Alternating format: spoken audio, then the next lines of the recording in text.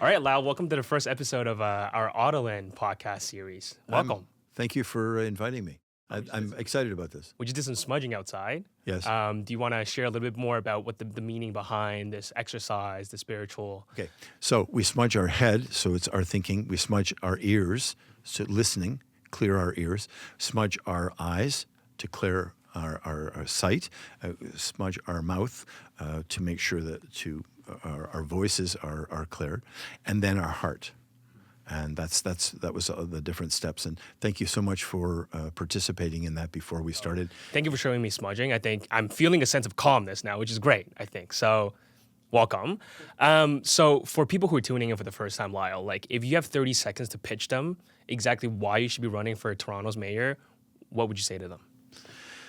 My goal is to make the city better for everybody. And that's the thing that I've said to many people. Some people say, oh, well, how do we know that you really mean it? When I say that I'm going to do something, I don't want anybody to ever come back to me and say, well, you said you were going to do that, you didn't. So I will put every effort in.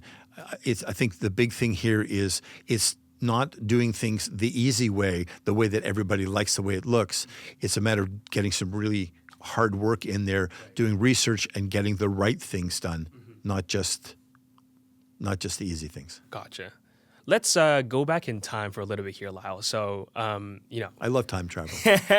So I dug into your background a little bit, and I was struck by how much you were doing before entering politics. You ran, an educational consulting firm. You even drove a school bus at one point. You were a tour musician.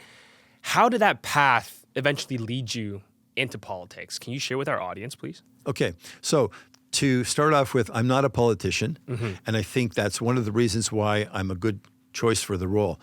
People ask me, are you left? Are you right? I'm a centrist. So the fact that I've done so many things, all of those little things add to my toolbox. I mean, I'm a teacher. I was a teacher long before I went to school to become a teacher. My father was a teacher. When I was in grade 9, he was still reading to my brother and me at night. Yeah. And so one of my sons went through and he got his Bachelor of Education. And at that point I said to him, I've decided I'm going to become a teacher. And he said, Dad, how come you didn't figure this out before? I've known, he said, the reason why I'm a teacher is because you're a teacher. And as I say, I get that from my father. So most of my life I've spent, almost all the jobs I've ever done have been helping people. And if you can look at it in many different ways. When I drove the school bus, I had so much fun driving the school bus. And I tried to make it interesting for the kids. And I had fun doing it. Some bus drivers really don't like driving that bus. But if you think from the mentality of all those kids that are on the bus, then it becomes an entirely different thing. And I enjoyed it. So working even as a musician, entertaining people is doing something to make their life a little bit better. Well, we hope so, unless they really hate the band. But the idea is that people will go away and, people will be singing along with us, or they'll be tapping their feet, or they'll be dancing or whatever. And so they leave the place with this, oh, wow, this kind of a good feeling. Right. So that is, I guess, one of my real big goals is how can I make this person's life a little better tomorrow than what it is today? Right. And we need to be always doing that. I'll tell you a funny little thing. I love Disney. Okay, so I love going to Disney World. Okay, this is not an advertisement for Disney World, but I love Disney World. And when I go there, you're walking around and, you see the, kids all dressed up in the little costumes, the prince, the princess. And so, I've done this a number of times. I say, oh, are you a princess? The little girl kind of looks at me, and Mom goes, it's okay, yeah, you can talk to him. I go, yes? Oh, Your Majesty. and I think if that's something that child can walk away from there and go, wow, what a special thing that was for their day. Right. And I regularly talk with kids. I mean, being a teacher is very, very easy. But I try to do things so right from that point to make their lives a little bit better, so they know that things are special for them. Right. Right. It's very interesting because I see this correlation with your your campaign slogan too, because I'm like you. So this sense of like cultivating a community for Toronto through the different jobs that you've had before, that's why you're running for Toronto mayor. And that's why you chose the slogan, because I'm like you. So, and that's a good thing. I'm glad that you brought that up. So that has kind of almost become the secondary thing, but it is underlying. And it's not just my jobs that have made me able to understand things more. And through my life, I've had many things that have happened to me that have been unhappy. Because of those things, I believe that I can better assist people in their lives because I can say, I truly went through this. I don't know if you know this, but about 10 years ago, I was homeless, or I was homeless in the fact that I didn't have my own home. I was living in a shelter. Okay, so people say to me, "Oh, well, blah blah blah," and "Oh, well, how do you think that you know the homeless and everything?" All right, I've been there. I know it. Could you elaborate a little bit more on that period of your time? Because it sounds like, obviously, I'm sure it's like a dark period of your life. Like, Oh, it wasn't. oh, it wasn't. Oh no, because I told you I have this. I'm sort of in this big universal hug that always keeps me safe, and I believe from that I just need to keep moving forward. So I'm going to get back to something my father used to say to us. He'd say, "Lyall, when things go wrong, don't be too concerned about that, because just around the corner, something is there that's better." Wow. Okay. Now, I know that this is not exactly what he was saying to me, but that has actually spoken to my faith. And that's just, if you keep moving forward and you keep doing what you're supposed to be doing, and you have faith, okay, and everybody has faith in different ways. Like I said, I'm not trying to preach. You have faith in it, then that good thing will be there when you get around the corner. Or some people talk about opening another door.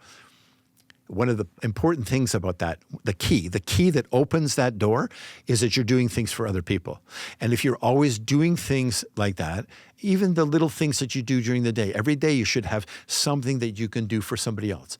And it'll come to you. You have a positive attitude, it'll come to you. So as far as the homeless, I was living in an apartment on the Danforth, and next door was a grocery store, and they had a fire. And so anytime where there's food, there are rodents. So suddenly I start noticing in my ceiling, I'm hearing scritch, scritch, scritch, and I tell the landlord, and he says, "Oh no, it's just a squirrel that got in, just a squirrel." Well, eventually what happened was the rats chew through the wall. I guess eventually they need to eat. So they chew through the wall, and they would have a trail going around. Like there was a specific route that they'd take to get through my bedroom and into the next room. I had bearded dragons, and the dragon food was in there. So they would go in there to eat the dragon food. And rats are very, very smart. And I put down traps. Okay, I know that's awful to say I did that, but the sticky ones. And I try to make sure that I get them out of the traps. And I've done this with mice. And I put a little bit of, with the mice, I put a little bit of dish detergent on them and a little water and put them outside. And eventually they go away. They crawl away from it, so that doesn't kill them. I feel bad about it. Anyway, so I actually put these traps down, and the rat tore pieces of newspaper and put it on the sticky trap. There's no way. Honestly, I swear to you, that's the truth. So they could continue going. They're very, very smart. Yeah. Which is a bit of a concern, because if you're dealing with another being that's intelligent. Yeah. Okay, and I'm not going to make any judgments about how people deal with that. So I for a month, the month of December, and I spent a Christmas in my van in the back alleyway because I couldn't stay in the apartment anymore. I see. Okay, and and I ran a line out there, so I had a little heater in there. But I spent Christmas and New Year's in the van in the back alleyway, and finally, my friend said you could come and stay here for a little while, and that was okay while I was looking, and I eventually what I ended up doing was spending my nights at McDonald's, which was great. Sorry, I don't mean to make a commercial. So what I did was I spent my nights in a place with Wi-Fi, and I would work on the computer at night, and then in the day I would go find some place to sleep. Wow. And you would sleep in McDonald's too, like on the counters or like in the. No. Wouldn't sleep in McDonald's. No, that would not be appropriate. Right. But you were just like there to work, and then you would go back to your van and then sleep there. Well, yeah, and at one point I had a storage space, and I would go sleep in the storage space during the day. Wow. So, and that just wasn't going to be a good long term. So I went and I ended up, I think. It was at a shelter. The shelter is on St. Clair near Danforth Road. And I'll tell you something. It was not a negative experience for me. I'm not saying that everybody's going to be happy about being in a shelter, but it was not a negative experience for me. We got 3 meals a day. I was working, and so they would give us a bag lunch. And if I was going to be late, they'd hold dinner for me. Now, that doesn't mean all the shelters are like that. There are many downtown, and at one point I had to go stay at a couple downtown, and those are not so pleasant, What was your belief system back then? Like, because like that to most people, they would feel like, oh my God, like right now I'm trying to juggle all different parts of my life. I'm trying to work, but I have no place to stay. I have to go find shelters. I have to stay at McDonald's to like work. What was your mentality, mindset like to keep you going? And why was that not a negative experience for you? Because like that sounds very interesting for me. Okay. My mindset was, I continue doing things, and you just have to find another way to do things. Right. And I'm not downplaying the whole idea of being homeless. It's not at all. Mm-hmm. But I'm going to tell you something, and that leads into something else. We got fed. We had a place to sleep. We had assigned beds, and the interesting thing is, the fellow. So on the section that I was in, there was bunk beds, and I was in bed number 3, and the fellow who was in bed number 1 actually ended up becoming good friends with me. And he is the one who assisted me with my first campaign to be mayor in 2023, which, of 102 people, I ended up being number 12 overall with virtually no media support. There was one journalist who was very helpful with me, and a budget of $2,500. Wow. This was back in 2023. 2023. And my friend Kyle was very helpful, and I met him in that shelter. Wow. Okay. Wow. So here's the thing is, everything that happens in your life can lead you, what was it? Everything happens for a reason. Right, exactly. That's exactly what I have here on my tattoo. I was just going to say. We were talking about this feather pen earlier. Yes, yeah, I was just going to say that. Yeah, you said to me earlier, everything happens for a reason, and it's truly so. It's truly so. And I know some things you just go, why?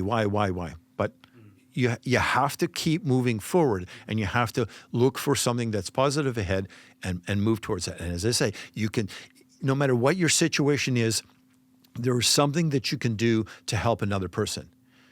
Maybe that's just an elderly person that you need help carry something downstairs for them in the subway or whatever. And when I get to do that, the person will say, "Oh, thank you so much. I very much appreciate it." I said, "You know what? No, thank you, because you trusted me.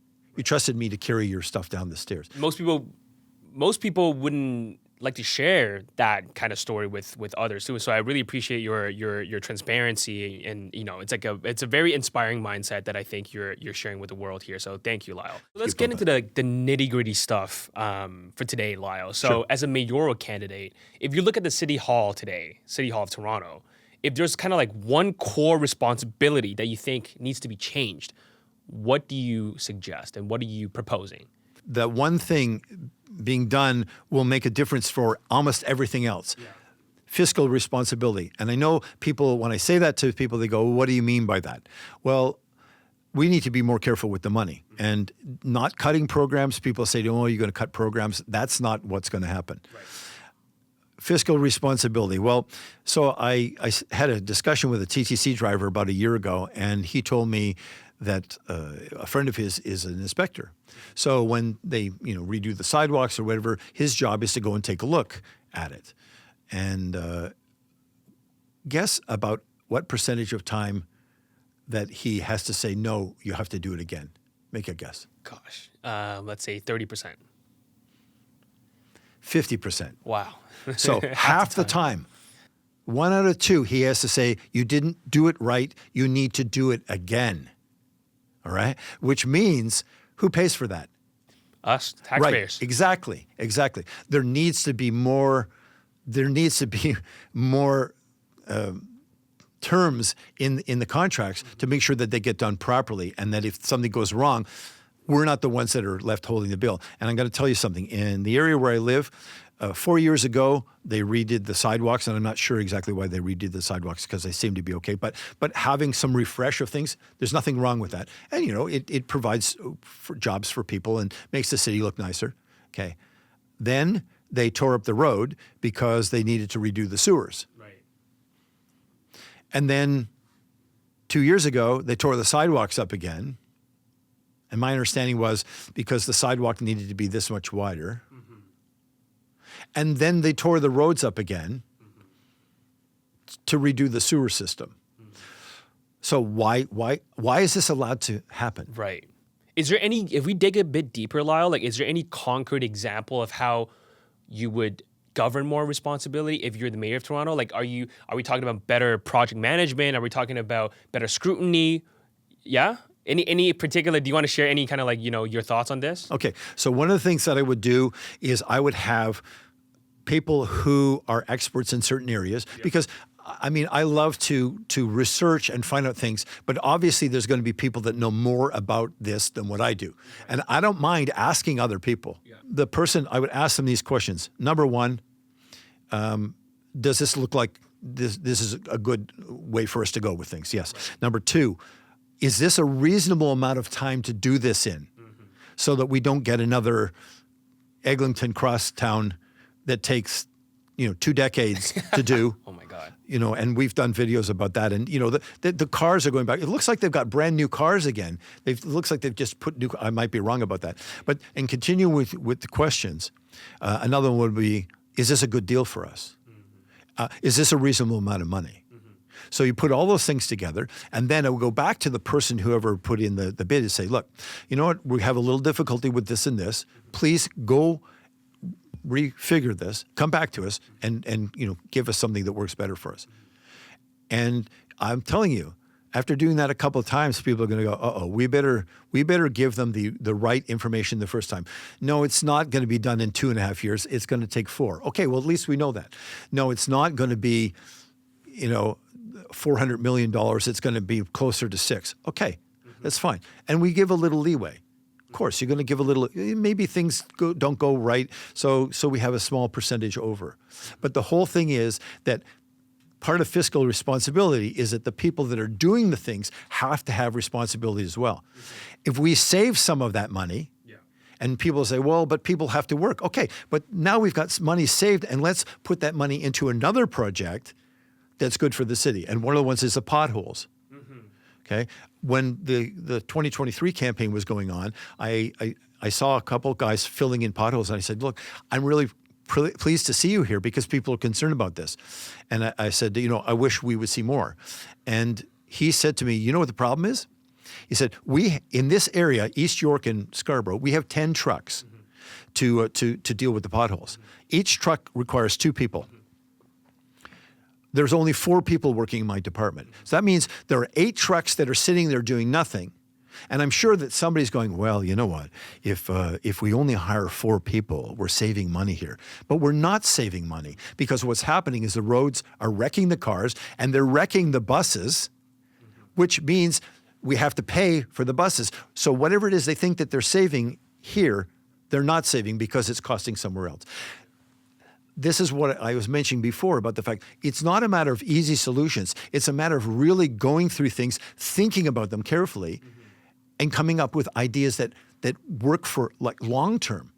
And I don't want to cut anybody out of anything. Right. But let's focus and make things so that we're doing things most efficiently. Right. So let's talk about how, having a fiscally responsible government can trickle down into some of these areas. And we're going to talk about these 3 separate buckets today: housing, public transit, and public safety. So let's get into housing for a second here, Lyall. So you mentioned in one of your political campaigns that, you're proposing lowering property taxes. Can you explain how that's going to help with first-time renters, first-time home buyers? Why do you think that lowering property taxes is going to help with housing issue? So if the property taxes are less for the building, then the homeowner doesn't need to charge as much for rent. Now, that may not necessarily immediately help people that are already renting, but maybe when the time comes that they have lease renewals or whatever, you say, well, you know what, property taxes went down a bit. Can I get a little better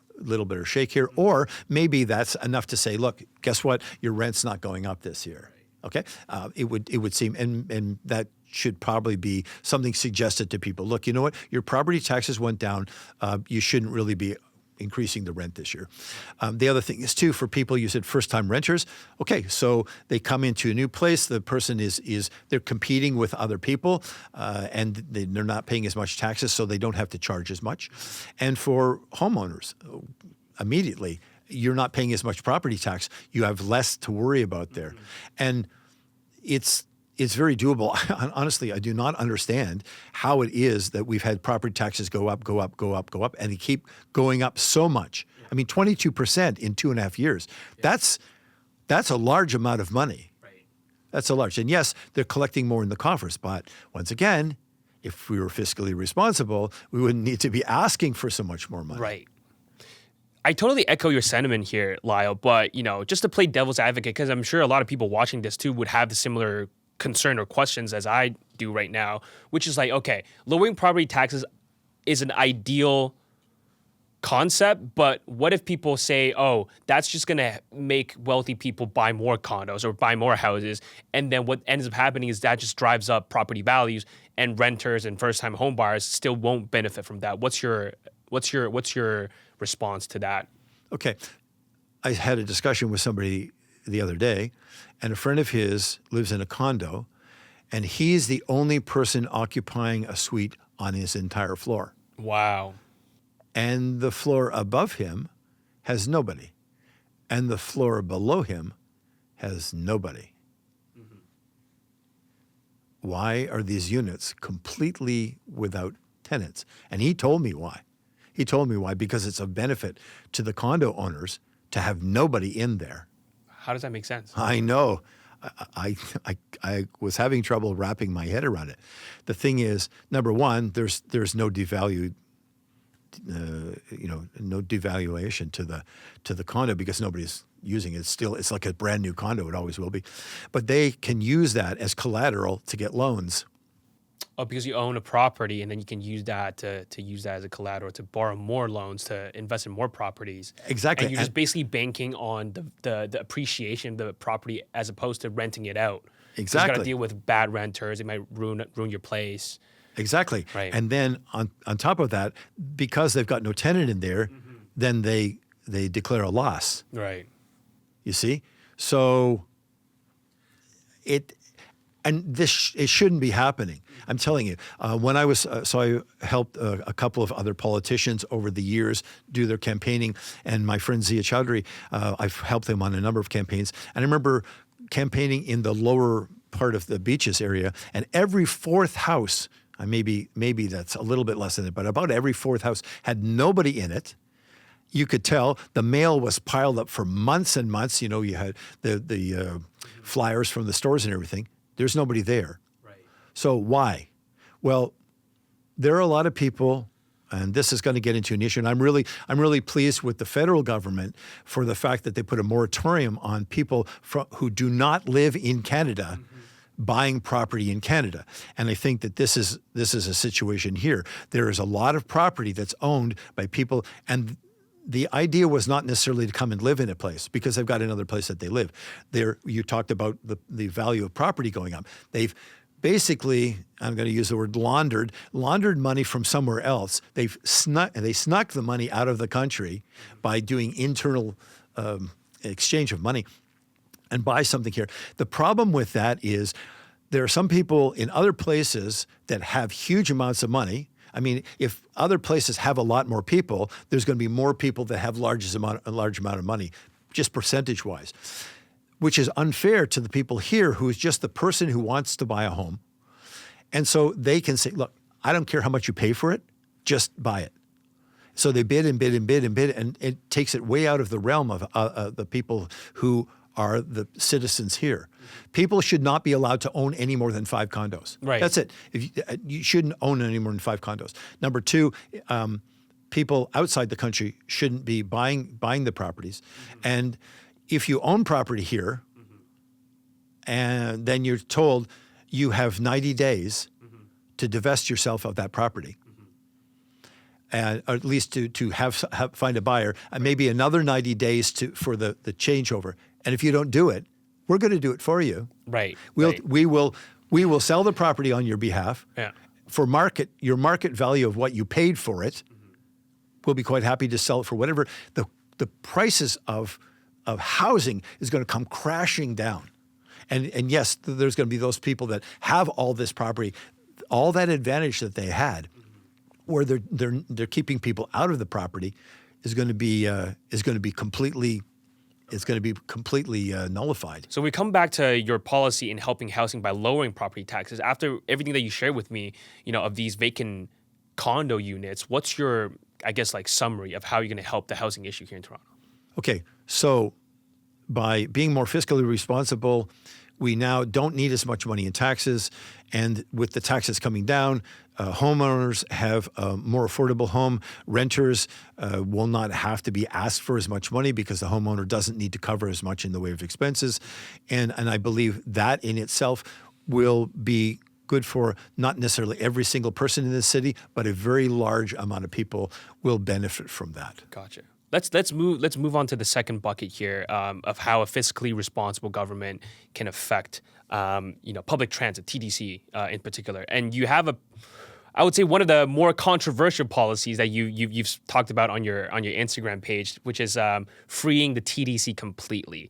Now, I know Olivia Chow came out in early December with a free after 47 taps policy. Why do you believe that TTC should be free completely, and how do you recommend going about implementing this policy so you're not getting a lot of people commenting and asking you about this issue? It's good. It's good. It's good to cover this because people keep asking me how are you going to do this. Yeah. And you know what, Ms. Chow, I just want to say thank you so much for digging back up my policy that I put forth in 2023 about some free TTC. Well, that's good. Now, I'm not trying to say anything specifically against Ms. Chow. I've met her and we've had some nice chats. But after 42 taps, you might as well have a monthly pass anyhow. Yeah. So it's kind of like saying everybody sort of has a monthly pass. If you've got a Presto, then you've got a monthly pass because you don't get charged anything past that. By the way, I don't know if you realize this, in Mississauga, seniors don't pay. If you've got a Presto card, you tap it. Seniors do not pay for transit, and then you take the transit into Toronto and you've already not paid for your fare, so it doesn't cost you any extra to get on Toronto Transit. And I can get into that issue afterwards. So with the TTC, people are saying, well, if the TTC is not going to be free, we're still paying for it.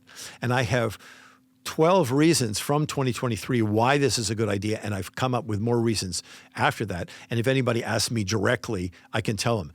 Even one of the groups that probably are most vocal with me about that is, well, I drive a car, so why would I be paying money to have somebody else ride the TTC? Well, you know what? A lot of people, there's a big difference between I'm paying less for this or I'm getting this for free. People go, this is free? Okay, I'm going to take the TTC, which means there'll be less cars on the road, which means there's going to be less congestion. Okay, the TTC will move more smoothly because instead of this long line of people tapping, and many of the, Presto sometimes doesn't even work properly, but tap, tap, tap, tap, tap.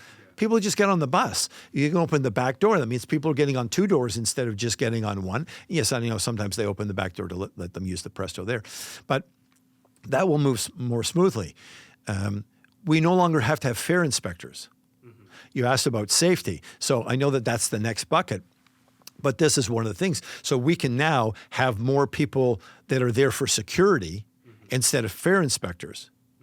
So it's not taking a job away, but they have a job that's going to be helpful for everybody. Two questions for you, Lyall. So assuming that we don't pay for TTC anymore, number one, how do you propose funding it? Who's gonna, because it's obviously gonna eat up a lot of budget. Number two is naturally, when you don't pay, demand's going to spike. And when demand spikes, service is going to get strained. And when service gets strained, people just end up getting a worse service on the TDC anyway. So how do you prevent that from happening? So we all know that, for example, Americans love to come to Canada because their dollar's worth a little more. It makes them feel like they're getting a bargain. If you made the TTC completely covered, they would go, wait a second, we can go to Toronto and it doesn't cost us anything to get around. That will seem like a big budget saving for them. Right. And that's going to bring more tourism.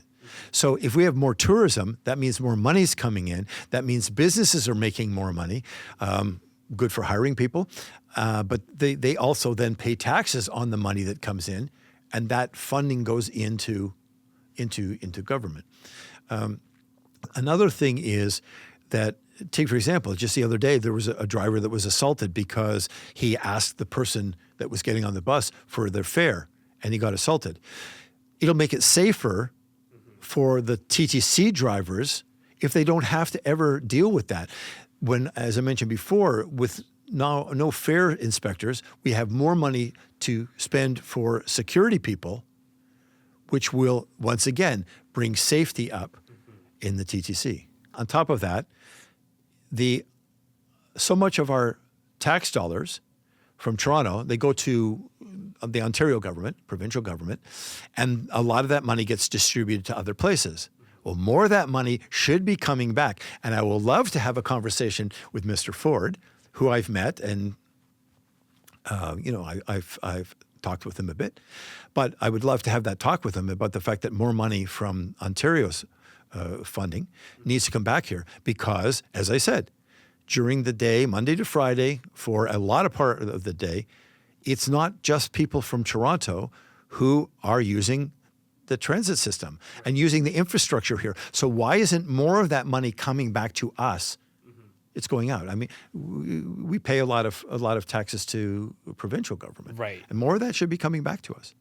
Curious if there's any source of funding that you think should come back to us, because if I'm just connecting it back to like what we're talking so far about, like lowering property taxes, making TTC free. These are all great policies to make it more affordable, right, for Torontonians.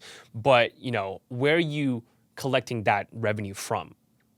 So then people's affordability doesn't come at the expense of their livability.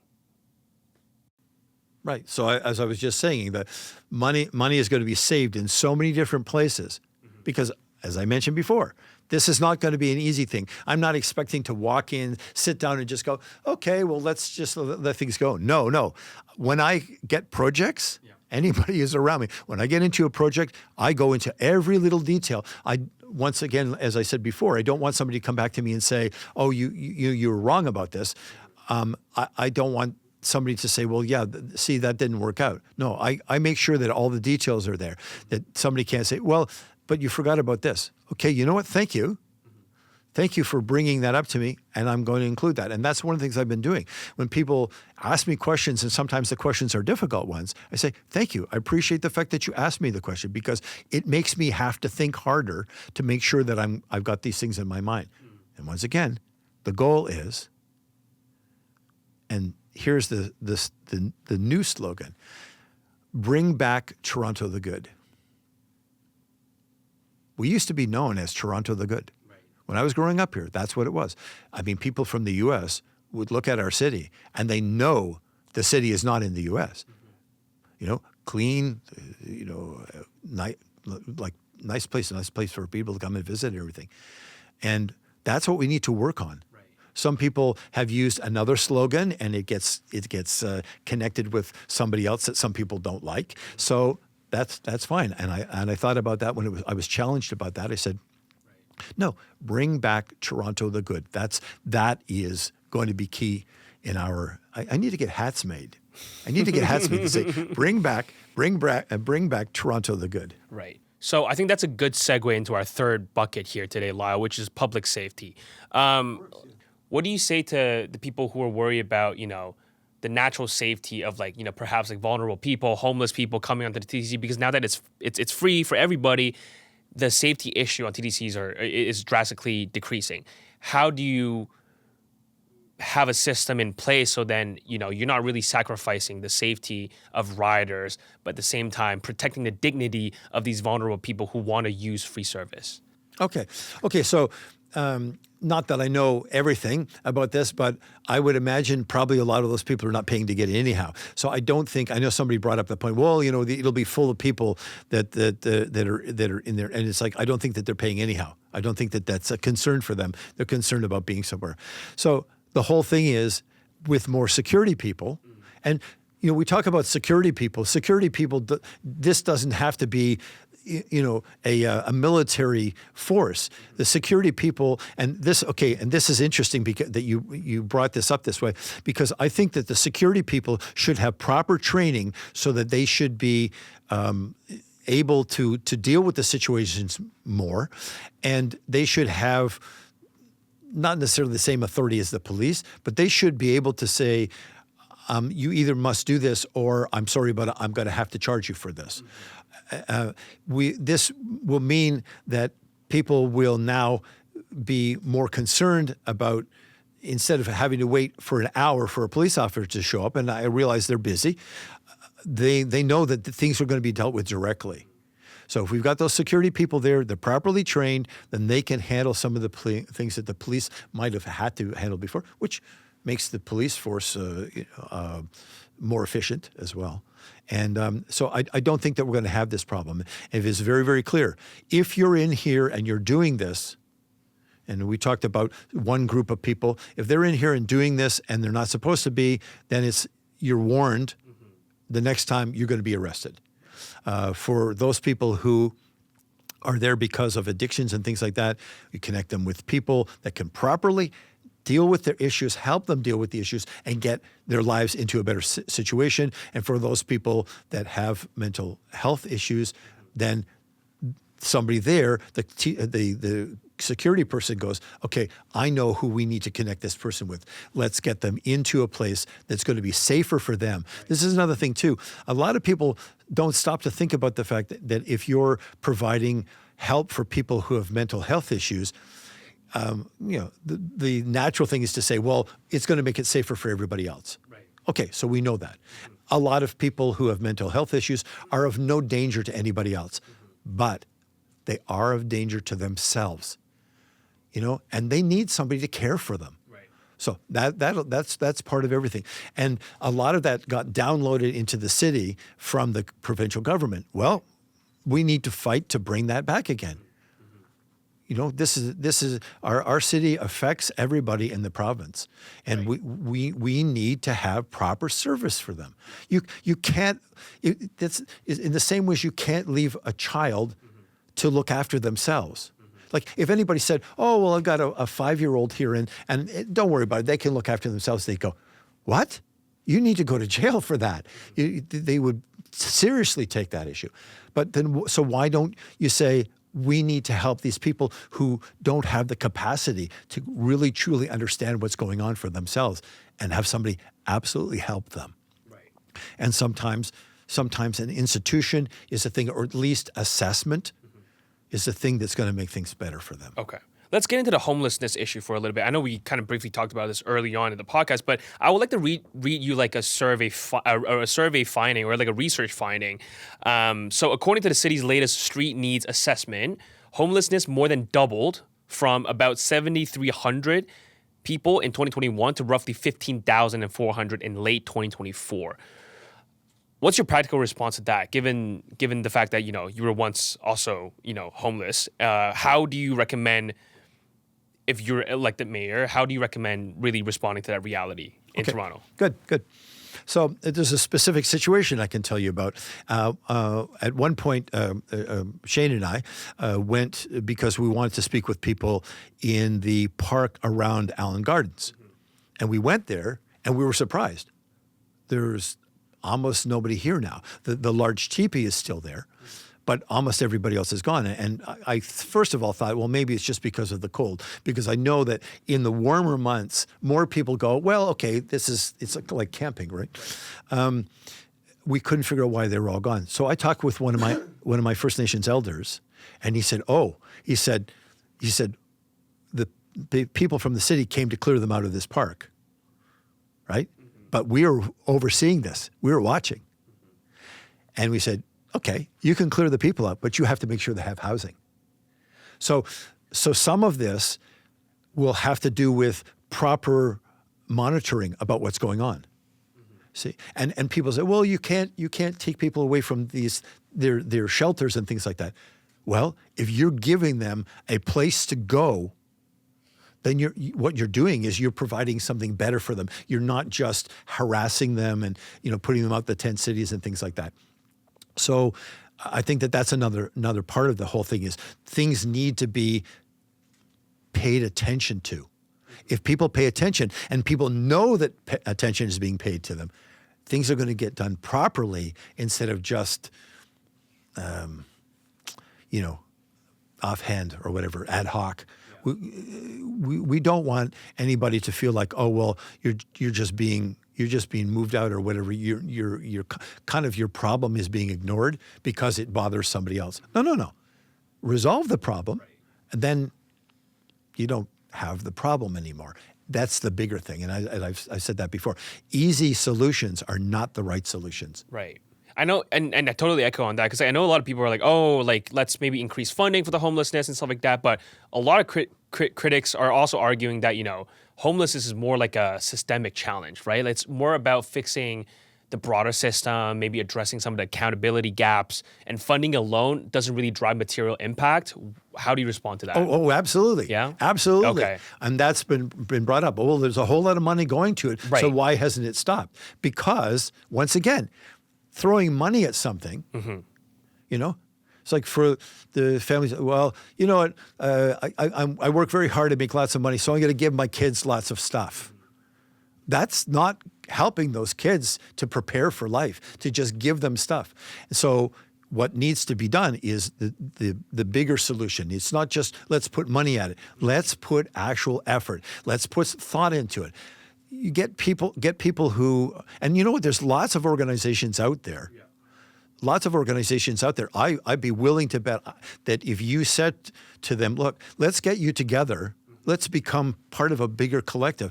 And within your group, help us find the solutions. And this is the important thing that I find is lots of times I have to go and speak with somebody. I may know a little bit about something, but I need to go and talk to somebody who knows the situation better than I do and say, what are your solutions for this? What are your suggestions? And we need to have more of that. Yeah. And a lot of these community organizations, they're boots on the ground. They have to deal with the people on a day-to-day basis. So why not be going and saying, tell us what can we do to make this better for people? Right. And there's no one solution for homelessness. There isn't. It's a number of solutions, and it's all part of like a big puzzle. I love putting puzzles together, but it's part of the big puzzle to make the whole thing work. But there's no one solution, and the problem I think so often is people are looking for a solution. It's not a solution. Right. It's a collective. Right. I have one last question for you since we're on this topic of public safety. You've mentioned that school safety is also one of your top priorities. I'm curious what your plan actually looks like, especially when parents are increasingly worried about violence and disruption in the city. Can you elaborate on your policy around school safety? Okay. Now, this may not seem like it's addressing, but part of the thing is, well, the administration in the schools needs to probably be given more detailed training on what to do, and they need to be given a little more authority about what to do rather than just, there also should be more responsibility. That you can't just allow things to happen and go, well, maybe it'll solve itself or whatever, or just suddenly say, okay, the two of you, you're at fault for this, and they need to look into it a little bit more. I mean, I know personally from some situations about that. But the other thing is, and this is really, really important to my plan, is we need to have better programming for youth. We need to make sure, when I was growing up, there was boys club and girls club, and we'd get together at the local gospel chapel. And then once again, I'm not trying to promote that, but the thing is, there, in my area, there was two, one of them on a Wednesday and one of them on a Thursday, to go and do things. If you're doing creative things, then you can feel like you're worth there. Cubs and Scouts and Brownies and Sparks and everything. And unfortunately, those things have fallen out of the cool, right? So let's make them cool again. Or there's somebody talked to me about an organization. I'm going to get in touch with them shortly. And they have got some great programs, really, really good programs. And it just happens to be out of a church. They've got basketball and volleyball and kids are doing programming and all kinds of things. If we can do more things to give youth something to do at that point, they're not going to be looking for the things that you don't want them to do when they get farther on. With any population, you need to catch them early and get as part of the routine. So if you get part of the routine being part of these as young kids, they don't have to later say, "Oh, well, I don't have time for that.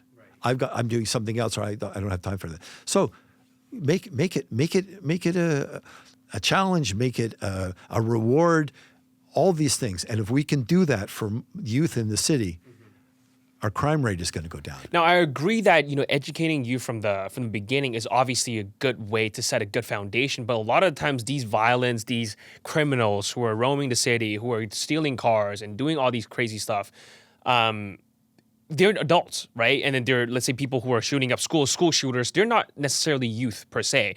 I agree that if we educate them, if we have a good enough program for them to be educated on since they're kids, hopefully they don't grow up to become a criminal. But a lot of the times, things are out of control. Maybe something happens while you're in your later teens, your young adulthood. Something just can't change and they become a criminal.